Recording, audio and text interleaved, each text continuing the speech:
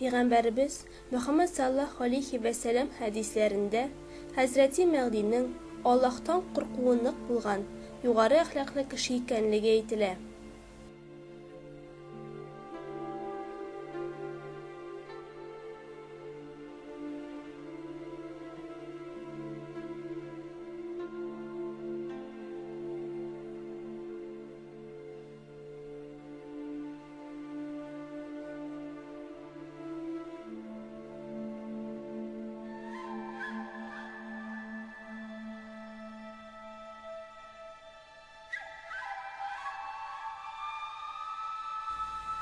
Hadislerde aytilgan bu bilgilerden onun Allah'a bulgan ihlası, ahlakı hem üstün edepke xas terbiyeli zat bulaşağı anlaşıla. Peygamberimiz sallallahu aleyhi ve sellem Hazreti Mehdi'nin din hem Müslümanların yoxtılıqqa yöneltişek büyük zor hizmet öteyeşegin bildire. Tabii şartlarda ahlakı Peygamberimiz sallallahu aleyhi ve sellemge oxşaş bulgan, bari tek Allah'ın rizalığına dayangan, bütün kişilerin dünyada hem ahirette qutuluğu için izgi niyet bilen kişi sarf etken, dünyaya huzur, mulluk, bereket, hem tanışlık getirecek mundu hayırlı zat yanaşasında bir köp kişinin jiyılığı gereklidir. Onun mundu ahlakın hem başkargan hayırlı işlerin aşık kuruşu her bir Müslümanın bu zat yanında buluğu hem Hazreti Mehdi bilen yanaşa bulgan hak cemiyetke yardım iterge tilavi hem alarga yardım itu için büyük bir dert işinde birbirleri bilen yarışuları kiregir. Lakin buna qaramasdan hadislerde Müslümanlar arasında Hazreti Mehdi'ni hoplavçılar sonu mümkün kadar az bulaşağına işaret etile. Bu mesele şok qatırgış hem tiran uylanuğa bir sebeptir.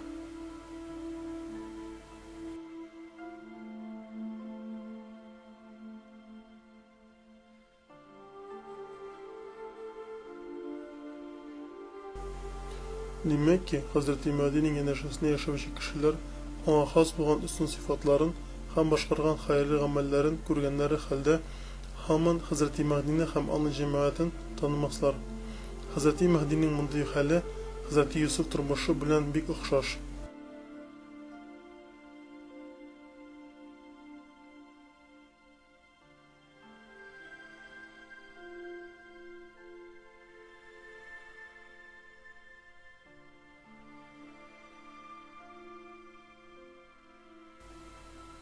Kur'an'ın bu ayetinde Hazreti Yusuf kardeşleri onu tanı olmaganları, özü ise alarının tanıganı hakkında haber ettiler.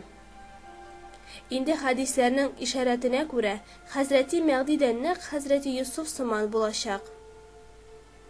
O insanlarını göreşek, lakin alar özün tanımaslardır.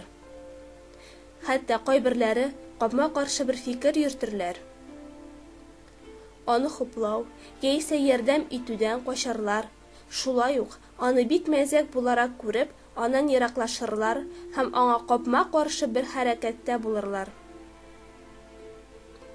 Peygamberimiz sallallahu aleyhi ve sellem hadislerinde, halkının zor ölüşü Hazreti Mehdi'ye yardım etüden koşacakları hakkında şulay haber eder.